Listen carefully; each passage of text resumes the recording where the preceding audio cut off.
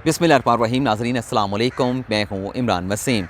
नाज़रीन आज 14 दिसंबर है, दिन है मंगल का और साल 2021। आज सुप्रीम कोर्ट में जस्टिस शौकत अज़ीज़ सिद्दीकी की बरतरफ़ी के ख़िलाफ़ दायर हुई आइनी दरख्वास्त पर समाअत का मुकम्मल अहवाल आपके साथ शेयर करेंगे।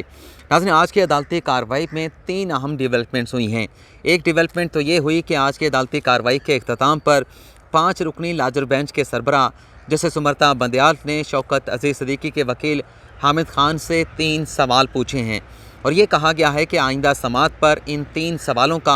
5 रुकनी लार्जर बेंच को जवाब दिया जाए। और ये नाज़रीन वो 3 सवाल हैं जो इस सारे केस को डिसाइड करेंगे। दूसरी डेवलपमेंट आज की अदालती कार्रवाई में ये हुई है कि शौकत अज़ीज़ सिद्दीकी के वकील हामिद खान की जज साहिबान के साथ नोक झोंक हुई और यहाँ तक नोक झोंक हुई कि जस्टिस सजाद अली शाह की जानिब से 5 रुकनी लार्जर बेंच से अलग होने का इंदिया दे दिया गया। दूसरी डेवलपमेंट आज की अदालती कार्रवाई में ये देखने को मिली कि जस्टिस शौकत अज़ीज़ सिद्दीकी एक बार फिर 5 रुकनी लार्जर बेंच से कमरा अदालत में मुखातिब हुए। इससे पहले आखिरी बार शौकत अज़ीज़ सिद्दीकी 5 रुकनी बेंच से जब मुखातिब हुए थे तो उनकी जानिब से तल्ख जुमले कमरा अदालत में अदा किए गए थे, जिस पर 5 रुकनी बेंच के जज साहिबान की जानिब से बड़े शदीद रद्दअमल का इजहार किया गया था। आज जब 1:30 बजे के बाद अदालती कार्रवाई का आगाज़ हुआ तो शौकत अज़ीज़ सिद्दीकी के वकील हामिद खान की जानिब से ये कहा गया कि सुप्रीम जुडिशल कौंसिल दरअसल एक अदालत नहीं बल्कि एक ऐसा डोमेस्टिक फोरम है जो जजेस का इंक्वायरी के ज़रिए एहतसाब करता है। हामिद खान की जानिब से दलाइल में ये भी कहा गया कि गुज़िश्ता समाअत पर मैंने कौंसिल से मुतल्लिक़ कुछ अर्ज़ किया था, लेकिन मेरे उन दलाइल पर, मेरे उन आर्गूमेंट्स पर बड़ा शदीद रद्दअमल जो है वो जज साहिबान की जानिब से दिया गया, जिस पर जस्टिस सजाद अली शाह की जानिब से ये जवाब दिया गया कि जब आप इस तरह के इल्ज़ामात लगाएंगे, पूरी सुप्रीम जुडिशल कौंसिल पर आप बड़े संगीन किस्म के इल्ज़ामात लगाएंगे तो फिर हमें सोचना पड़ेगा। जस्टिस सजाद अली शाह की जानिब से हामिद खान से यह कहा गया कि शौकत अज़ीज़ सिद्दीकी के ख़िलाफ़ दायर रेफरेंस पर जो कौंसिल कार्रवाई कर रही थी उस कौंसिल का मैं भी बतौर chief justice Sindh high court हिस्सा था, लेकिन आपने पूरी की पूरी सुप्रीम जुडिशल कौंसिल पर इल्ज़ाम लगा दिया। अगर आप ऐसे संगीन इल्ज़ामात लगाएंगे तो मैं फिर इस बेंच से अलग हो जाऊंगा और फिर आपको नया बेंच बनने के बाद नए सिरे से अपने दलाइल का आगाज़ करना पड़ेगा। जिस पर हामिद खान ने यह जवाब दिया कि जिस रेफरेंस में आप सुप्रीम जुडिशल कौंसिल में बैठे थे और शौकत अज़ीज़ सिद्दीकी के ख़िलाफ़ रेफरेंस सुन रहे थे वो रेफरेंस अलग था। उसमें सुप्रीम जुडिशल कौंसिल की जानिब से शौकत अज़ीज़ सिद्दीकी के ख़िलाफ़ कोई फ़ैसला नहीं दिया गया था, लेकिन सजाद अली शाह ने हामिद खान के इन दलाइल का ये जवाब दिया कि क्योंकि शौकत अज़ीज़ सिद्दीकी के हवाले से जिस बदनीयती का आप जिक्र कर रहे हैं उससे आप गुज़िश्ता जो 3 रेफरेंस थे उनके साथ जोड़ रहे हैं, तो पहले रेफरेंस में जो कौंसिल कार्रवाई कर रहे थे उस कौंसिल का मैं भी हिस्सा था। हामिद खान ने कहा कि मैं बदनीयती का जो इल्ज़ाम है उससे पहले दायर किए गए रेफरेंस के साथ ज़रूर जोड़ रहा हूं, लेकिन मैं ये भी कह रहा हूं कि जो पहला रेफरेंस था जिस पर कार्रवाई सुप्रीम जुडिशल कौंसिल की जानिब से गैर मुअय्यना मुद्दत तक मुलतवी कर दी गई थी, उस कौंसिल की जानिब से शौकत अज़ीज़ सिद्दीकी के ख़िलाफ़ जो है वो किसी किस्म का एडवर्स ऑर्डर जारी नहीं किया गया। हामिद खान ने कहा कि मामले से जुड़ा जो बैकग्राउंड है मैं उसे ख़त्म नहीं कर सकता। मेरी दरख्वास्त ये है कि हमने जो आइनी दरख्वास्त बरतरफ़ी के ख़िलाफ़ दायर की है उसमें सुप्रीम जुडिशल कौंसिल के 2 जज साहिबान पर नाम लेकर उन पर इल्ज़ाम लगाया है। एक जज जो है वो साबिक़ चीफ जस्टिस मियाँ साकिब निसार हैं और दूसरे जज जो हैं उस वक्त के जो सीनियर तरीन सुप्रीम कोर्ट के जज थे जस्टिस शौकत अज़ीज़ सिद्दीकी। हमने इन दो जजेस पर जो है वो 22 का इल्ज़ाम लगाया है, जिस पर शौकत अज़ीज़ सिद्दीकी की जानिब से ये कहा गया कि अगर आप पूरी कौंसिल पर वेग इल्ज़ाम लगाएंगे तो फिर रद्द-ए-अमल आएगा, लेकिन अगर आप 2 जजेस का नाम लेकर इल्ज़ाम लगा रहे हैं तो फिर आप इसको जो है वो अदालत में आर्गू करेंगे। इसके बाद हामिद खान की जानिब से ये कहा गया, बल्कि सजाद अली शाह की जानिब से ये भी कहा गया कि सुप्रीम जुडिशल कौंसिल में जब भी किसी जज के ख़िलाफ़ रेफरेंस आता है तो सिर्फ सुप्रीम कोर्ट के 2 जजेस जो हैं, जो कि सीनियर होते हैं, चीफ जस्टिस होता है और उसके नीचे जो सीनियर प्यूनी जज होता है उससे सिर्फ उस रेफरेंस की खबर होती है। बाकी के जो 3 जजेस होते हैं उन्हें तो इस बात का इल्म ही नहीं होता कि किस जज के ख़िलाफ़ किसकी जानिब से रेफरेंस जो है वो सुप्रीम जुडिशल कौंसिल को भेजा गया है। इसके बाद हामिद खान ने अपने दलाइल में कहा कि हमारा कहना यह है कि हमारे ख़िलाफ़ स्टैब्लिशमेंट काफ़ी अरसे से पड़ी हुई थी, यानी शौकत अज़ीज़ सिद्दीकी के ख़िलाफ़ स्टैब्लिशमेंट काफ़ी अरसे से पड़ी हुई थी। पहले रेफरेंस में कार्रवाई के दौरान इंक्वायरी चल रही थी, लेकिन चौथे रेफरेंस में बग़ैर इंक्वायरी किए शौकत अजीज़ सिद्दीकी मेरे मौक्कल को उनके ओहदे से फारिग कर दिया गया, जिस पर जस्टिस इजाज़ुल एहसन की जानिब से ये रिमार्क दिए गए कि आपने साबिक चीफ जस्टिस मियाँ साकिब निसार और सीनियर तरीन जज जस्टिस आसिफ सईद खोसा पर इल्ज़ाम लगाया है, 22 का इल्ज़ाम लगाया है। कौंसल जो है वो 5 जजेस पर मुश्तमिल होती है। हामिद खान की जानिब से फिर जवाब में दलाइल में ये कहा गया कि हमारा बड़ा सिंपल केस है, तारीख़ में किसी जज को भी बगैर इंक्वायरी के उसके ओहदे से फारिग नहीं किया गया। सिर्फ एक मिसाल है और वो भी 1971 की है, जब मुल्क में कोई आइन नहीं था। उस वक्त एक जज को बगैर इंक्वायरी के उनके ओहदे से फारिग किया गया था, लेकिन चूंकि वो मार्शल लॉ का दौर था, मुल्क में आइन नहीं था, तो मैं उस केस का हवाला जो है वो देना मुनासिब नहीं समझता। हामिद खान की जानिब से दलाइल में ये कहा गया कि इंक्वायरी कराना शौकत अजीज़ सिद्दीकी के खिलाफ आइन के आर्टिकल 209 का तकाजा था, जिसे सुप्रीम जुडिशल कौंसिल की जानिब से पूरा नहीं किया गया। सिर्फ इसी नुक्ते पर जो है हमें अदालत से रिलीफ मिल सकता है। जस्टिस उमर बंजाल की जानिब से हामिद खान को मुखातब करते हुए ये कहा गया कि आपने अपने दरख्वास्त में जजेस के ऊपर 22 का इल्ज़ाम लगाया है, हम उसका जायज़ा लेंगे, लेकिन आप अदालत के 5 रुकनी लार्जर बेंच का जो डेकोरम है उसका भी ख्याल रखें। हम आपको पूरा सुनेंगे, मुकम्मल सुनने का मौका देंगे, लेकिन स्ट्रेट अवे आप जो इस तरह के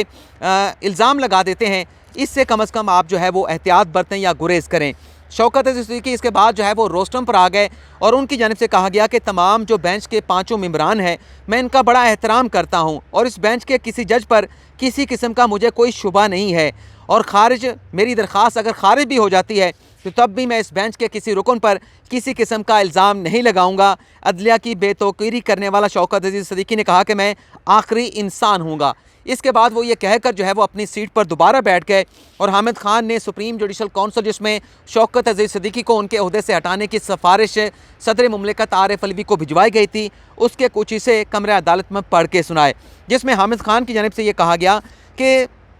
कौंसिल की रिपोर्ट में शौकत अजीज़ सिद्दीकी के कंडक्ट पर कुछ सवालात उठाए गए, जिसमें एक सवाल तो ये उठाया गया कि जो ISI के अफसरान उनसे मिलने के लिए आए थे, कौंसिल ने कहा कि शौकत अजीज़ सिद्दीकी ने उनके खिलाफ क्या एक्शन लिया और क्यों एक्शन नहीं लिया। और दूसरा सवाल ये उठाया गया कि शौकत अजीज़ सिद्दीकी ने उन अफसरान को अपने घर तक क्यों रसाई दी। और तीसरा सवाल ये उठाया गया कि मुतलका चीफ जस्टिस को और चीफ जस्टिस पाकिस्तान को शौकत अजीज़ सिद्दीकी की जानिब से इस मामले पर क्यों आगाह नहीं किया गया, जिस पर हामिद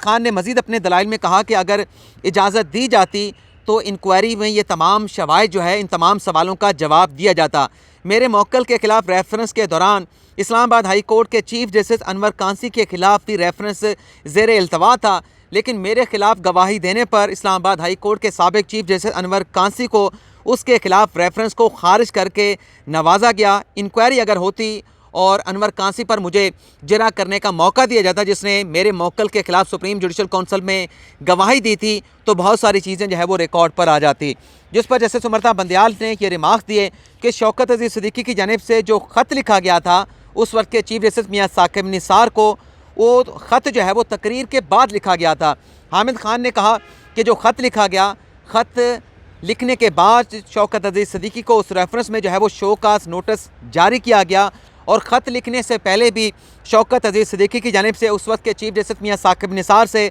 मुलाकात करने का वक्त मांगा गया, लेकिन वो मुलाकात का वक्त देने से उस वक्त के चीफ जस्टिस की जानिब से इनकार कर दिया गया। और यह भी हामिद खान की जानिब से कहा गया कि इस हवाले से अब साबिक चीफ जस्टिस मियाँ साकिब निसार का मीडिया पर एक बयान भी आ चुका है, जिसमें वो खुद एतराफ़ कर रहे हैं कि चीफ जस्टिस